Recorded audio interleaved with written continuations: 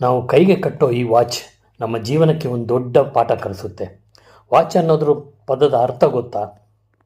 Watch, watch your words. ನಿಮ್ಮ ಮಾತುಗಳನ್ನ ಗಮನಿಸಿ. ಮಾತುಗಳು ಸಂಬಂಧಗಳನ್ನ ಕಟ್ಟುತ್ತೆ ಅಥವಾ ಒಡೆಯುತ್ತೆ.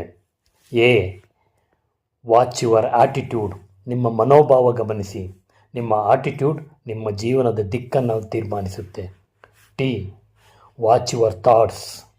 ನಿಮ್ಮ ಆಲೋಚನೆಗಳನ್ನ ಗಮನಿಸಿ. ಆಲೋಚನೆಗಳೇ ನಿಮ್ಮ ಜೀವನವಾಗುತ್ತೆ. Watch your character.